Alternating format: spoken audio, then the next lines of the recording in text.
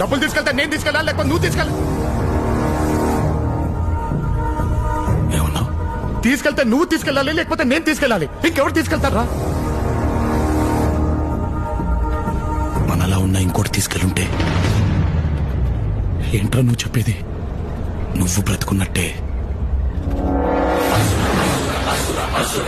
నేను బ్రతుకున్నట్టే.